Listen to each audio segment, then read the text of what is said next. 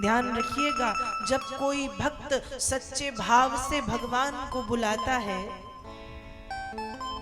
तो भक्त की वह आर्त पुकार अति शीघ्र भगवान के कानों में पहुंचती है। हो सकता है प्रसन्नता में जब आप भगवान नाम ले तो पुकार पहुंचने में थोड़ा समय लग जाए, लेकिन आर्त भाव से अंतःकरण से जब भक्त भगवान को पुकारता है तो उस पुकार को भगवान तक पहुंचने में समय नहीं लगता।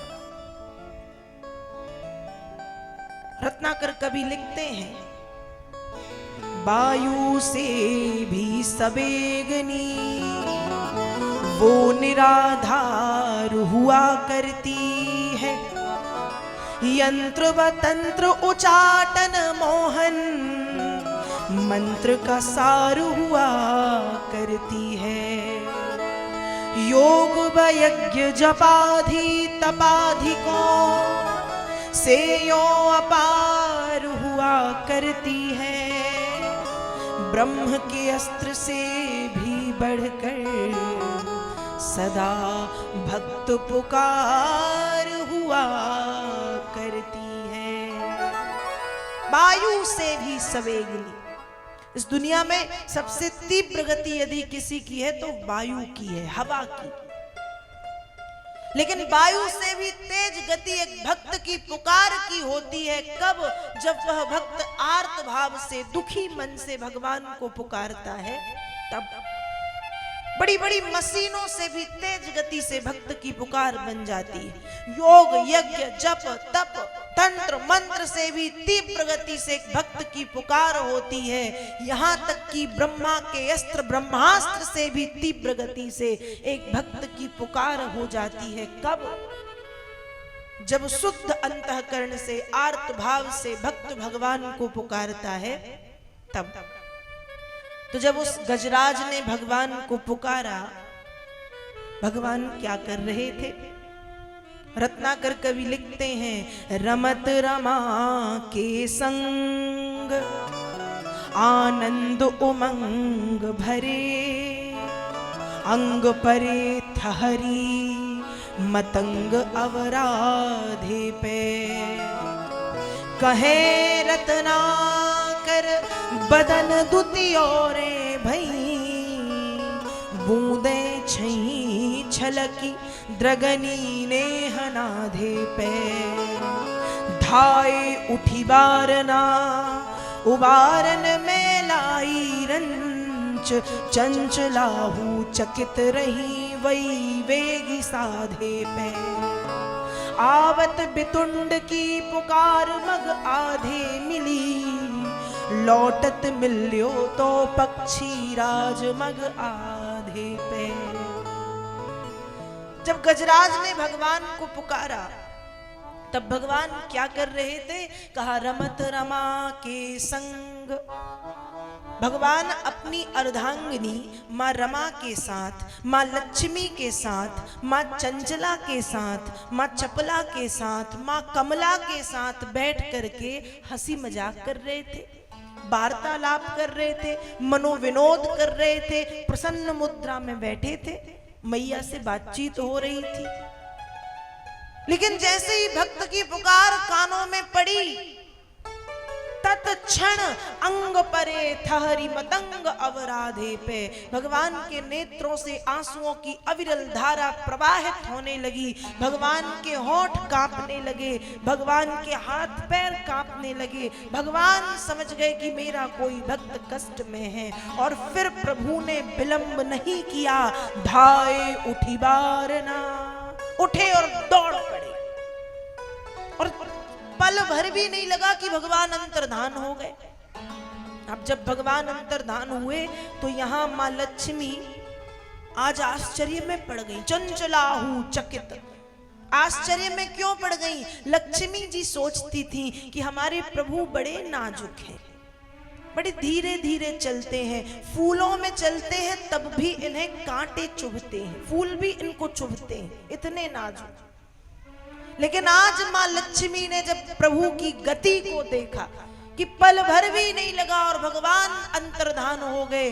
तो माँ लक्ष्मी का जो भ्रम था कि प्रभु तो बड़े धीमे धीमे चलते हैं, भगवती लक्ष्मी का वो भ्रम भी दूर हो गया। और यहाँ भगवान तुरंत क्षीर सागर में जो त्रिकूट पर्वत था, उस त्रिकूट पर्वत में जो उद्यान था, उस उद्यान में जो सरोवर था, वहां पहुंच गए।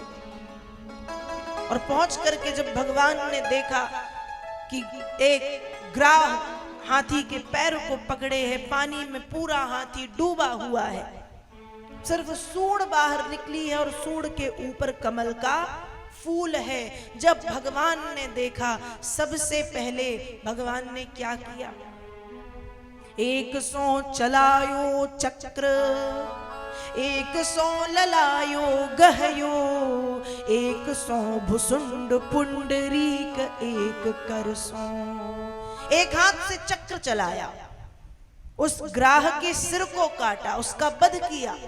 दूसरे हाथ से हाथी को सहारा दिया कि भैया तू चिंता मत कर, मैं आ गया हूं। और तीसरे हाथ से उस इतनी बड़ी विपत्ति में जो हाथी ने कमल का फूल प्रभु के लिए तोड़ के रखा था, उस फूल को भगवान ने, उस श्रद्धा सुमन को भगवान ने स्वीकार किया। और चौथे हाथ से हाथी को पकड़ करके भगवान पानी के बाहर निकाल करके लाए। अब हाथी को बाहर भगवान निकाल करके जब लाए, तो भगवान ने देखा कि उस गजेंद्र के, उस हाथी के शरीर में खूब बड़े बड़े घाव हो गए, बड़े बड़े घाव। भगवान ने उसके घाव देखे, भगवान के नेत्रों में आंसू आ गए। भगवान क्षमा मांगते हैं, कहते हैं हे गजराज, मुझे क्षमा कर दो, मुझे आने में विलंब हो गया, मेरी गलती के कारण आज तुम्हारे शरीर में इतने बड़े बड़े घाव हो गए। ये है प्रभु की विनम्रता, ये है भगवान की सरलता। भगवान चाहते तो साफ साफ कह सकते थे कि अरे मतवाले मूर्ख हाथी, जब तेरे पूरे संगी साथी तुझे छोड़ करके चले गए, तब तूने मुझे बुलाया। यदि तू पहले ही मुझे बुला लेता तो इतना कष्ट तुझे नहीं सहन करना पड़ता, लेकिन तूने देर कर दी। भगवान ने ये नहीं कहा, भगवान ने अपनी गलती स्वीकार की कि भैया मुझे क्षमा कर दो, मुझे आने में विलंब हुआ है, मुझे आने में देर हो गई है, मैं क्षमा चाहता हूं। इतनी विनम्रता, इतनी करुणा, इतना वात्सल्य उड़ेल दिया भगवान ने, इतनी ममता दिखाई।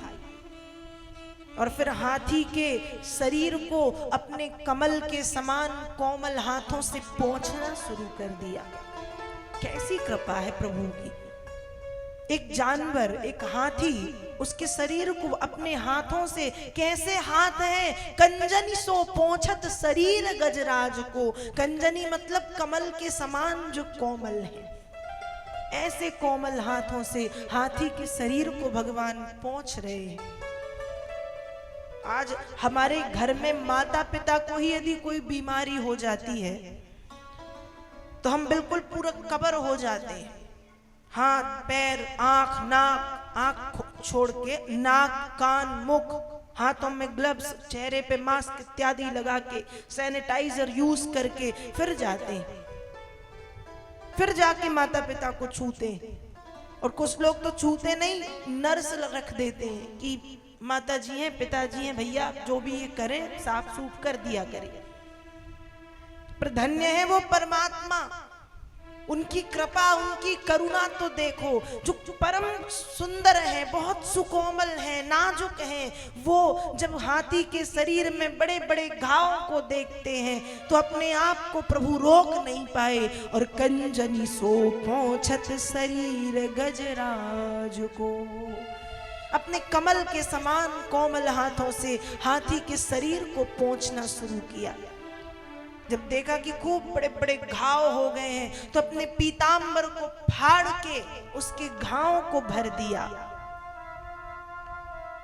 और फिर उस पर कृपा करके भगवान वापस अपने धाम को आने लगे।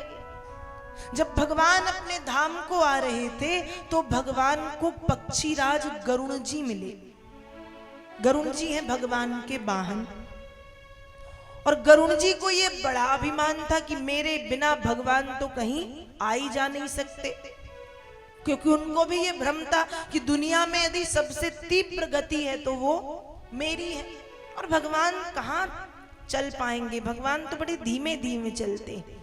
तो गरुड़ जी को अभिमान था, इसलिए जब भगवान रक्षा करके लौट रहे थे तो आधी दूर पर गरुड़ जी मिले, और गरुड़ जी कहते हैं कि प्रभु चलिए, कहाँ चलना है। गरुड़ सोच रहे हैं कि भगवान अभी यहीं तक पहुंच पाए हैं। तब भगवान बताते हैं कि क्षीर सागर के त्रिकूट पर्वत पर महात्मा वरुण के उद्यान में जो सरोवर है, उस सरोवर से मगर का वध करके और गजराज गजेंद्र की रक्षा करके लौट रहा हूं। अब मुझे अपने धाम को जाना है, इसलिए चलो धाम को वापस चलते हैं। तो पक्षीराज गरुड़ का जो अभिमान था वह भी समाप्त हो गया। इस तरह से भगवान ने गजराज गजेंद्र की रक्षा की, मां लक्ष्मी के भ्रम को भी दूर कर दिया, पक्षीराज गरुड़ के अभिमान को भी समाप्त कर दिया, और गजराज गजेंद्र की रक्षा की। भागवत जी में इसी कथा को गजेंद्र मोक्ष की कथा कहते हैं।